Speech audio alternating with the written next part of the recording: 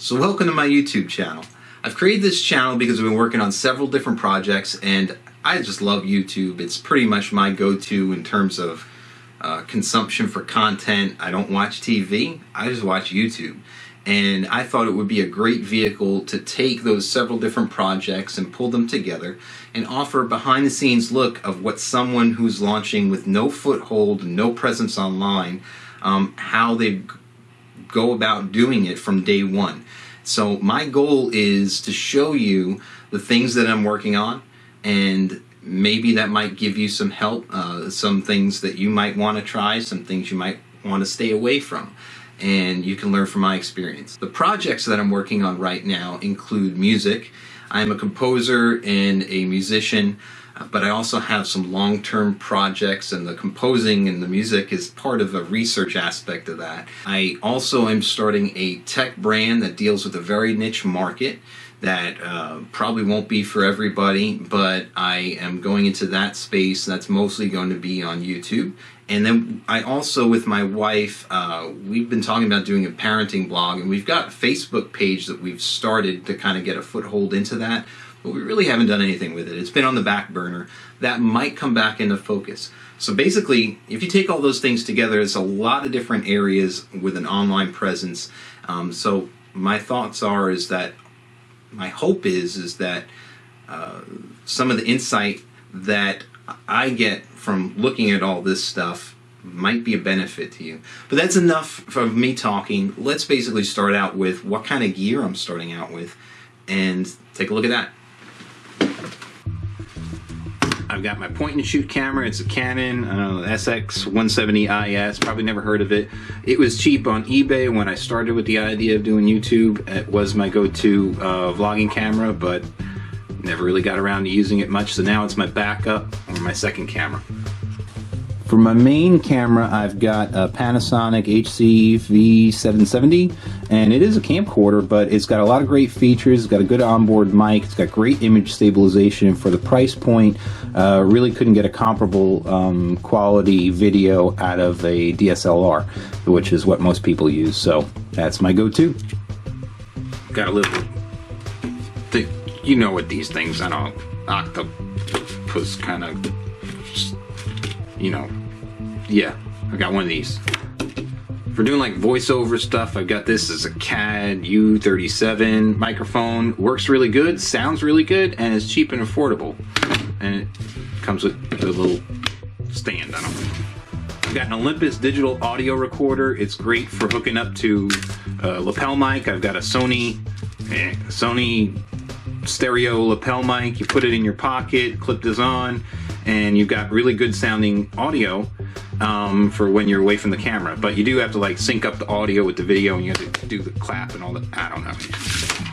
For now, I'm using Corel Video Suite Ultimate X8. I don't know. It does the job, but I have a feeling that I'm going to move to Adobe Premiere Pro pretty soon. I've also got two really bright, I can't even see my hand, really bright soft boxes, light soft boxes. They're, I don't know, 700 watts or something like that. They're Limo Studio, and they are nice and easy to set up.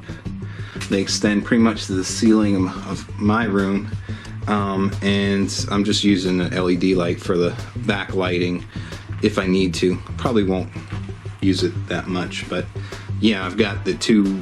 They came as a kit, two together, and they have a nice little bags and go in that bag, and so far I'm kind of liking them, and they're really bright.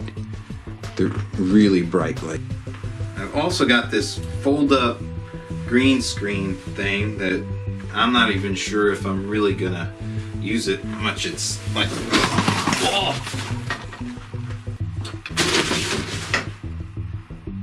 I've also got a selfie stick, which is one of my favorite things. It's got a good grip to hold on to.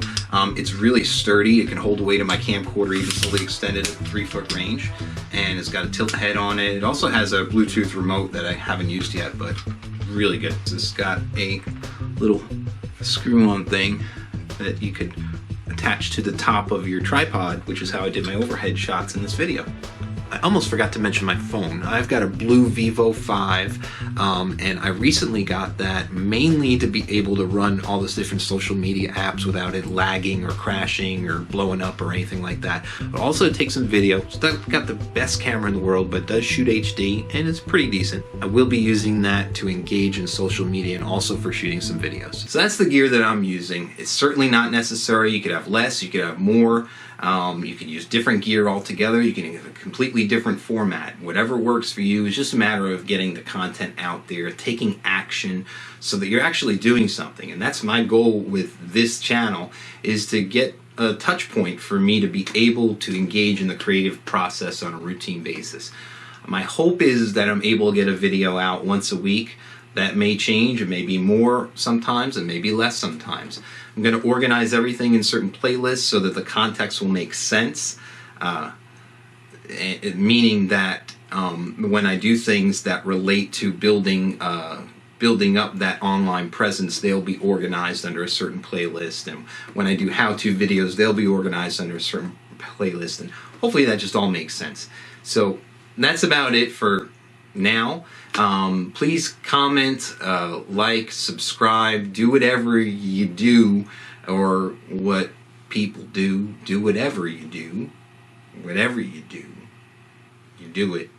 It's just stay tuned. Maybe I should get out the sock puppet. Should I get out the sock puppet? Maybe that will happen someday.